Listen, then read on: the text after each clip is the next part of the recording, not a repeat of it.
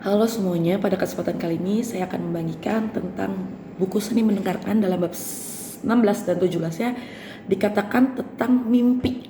Jadi kita belajar bahwa dalam kisah para rasul, orang-orang itu akan mengalami penglihatan dan orang tua akan mendapatkan mimpi.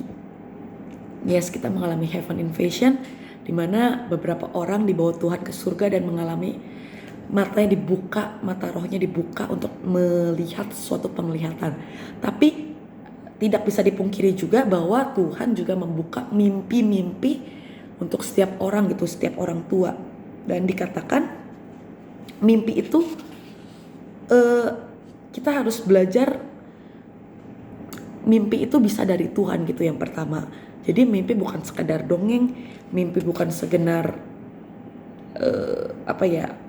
kelibat lalu, tapi mimpi juga bisa dari Tuhan gitu. Jadi kita harus perhatikan dengan seksama apakah yang mimpi-mimpi yang kita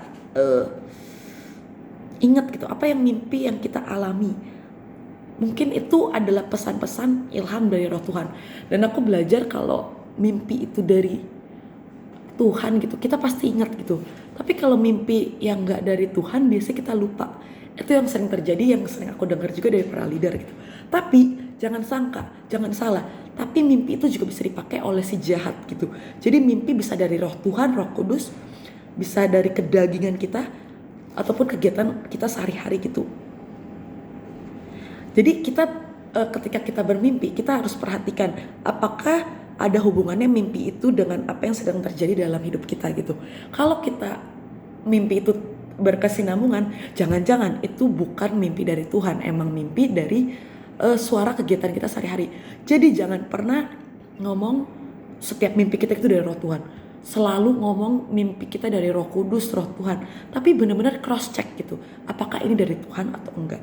Ada juga mimpi yang dari kedagingan, emang desire-nya itu gitu.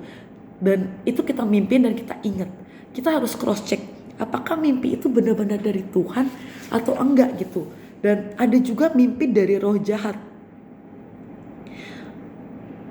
yang suka menipu, memperdaya gitu. Kayak apa ya?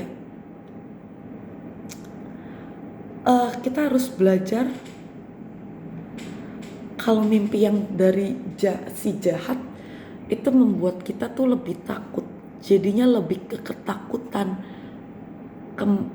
yang ada di dalam hidup kita gitu. Dan itu kita harus kebas-kebas setiap kita mengalami mimpi itu gitu.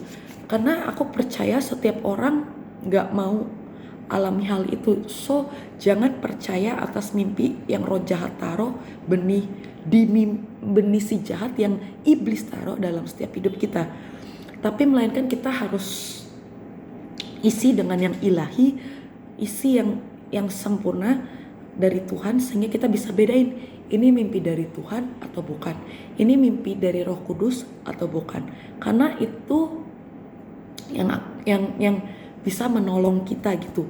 Dan terus isi hidup kita dengan hal yang rohani, yang ilahi. Bukan rohani lah, rohani itu kemarin dikatakan ngeroh, tapi kita mau gak isi yang ilahi. Karena aku percaya Roh Kudus, Tuhan itu bisa berbicara ke dalam setiap hidup kita dalam segala hal. Gak harus penglihatan, gak harus audible, tapi kita bisa pakai setiap daily life kita untuk bersandar ke Tuhan, dan sehingga kita bisa membedakan itu yang dari Tuhan atau bukan. Itu aja teman-teman. Thank you semuanya. God bless you.